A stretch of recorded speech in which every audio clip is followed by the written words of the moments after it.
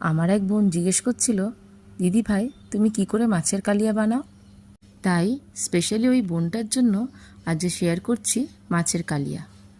তেলের মধ্যে কালো জিরে কাঁচা লঙ্কা ফোড়ন দিয়ে কুচনো পেঁয়াজ দিয়ে দিলাম। কিছুক্ষণ ভাজার পরে দিয়ে দেব রসুন বাটা আর আদা বাটা। কেউ কেউ মাছের কালিয়া তৈরি করার সময় পেঁয়াজ রসুন পেস্ট করেও দিতে পছন্দ করেন।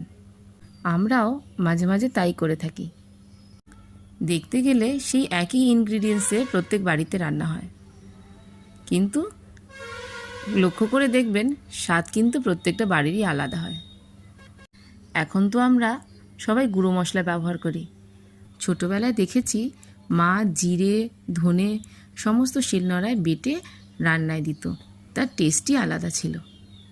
বেশ কিছুক্ষণ আদা রসুন ভালো করে ভেজে নিয়ে দিয়ে দিলাম টমেটো কুচি, আর উপর থেকে দিয়ে দিলাম নুন।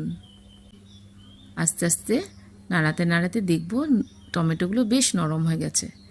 দিয়ে দেবো সমস্ত গুঁড়ো মশলা, জিরে গুঁড়ো ধনে গুঁড়ো লঙ্কা গুঁড়ো হলুদ গুঁড়ো আর অল্প কাশ্মীরি লঙ্কা গুঁড়ো দেব কালারের জন্য। মশলা কিছুক্ষণ তেলে নাড়িয়ে নিয়ে অল্প জল দিয়ে দেবো, এতে মশলাটা বেশ সুন্দর কষানো হয়।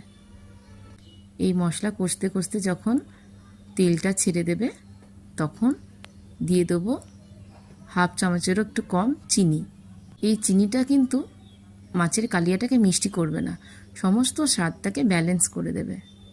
দেখুন মশলাটা বেশ কষা হয়ে গেছে। এবার প্রয়োজন মতন জল দিয়ে দেবো আর ভেজে রাখা মাছগুলো একে একে দিয়ে দেবো।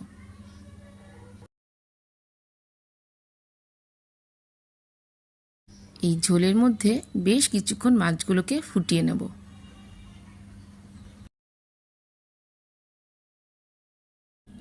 উপর থেকে দিয়ে দেব কুচনো ধনেপাতা আর কাঁচা লঙ্কা।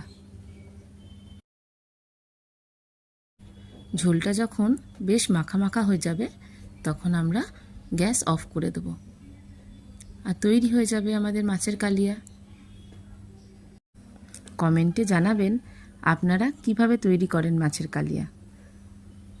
তো আপনাদের কাছে শিখব আর চেষ্টা করব। আর ভালো লাগলে একটা লাইক অবশ্য দিয়ে যাবেন। টাটা।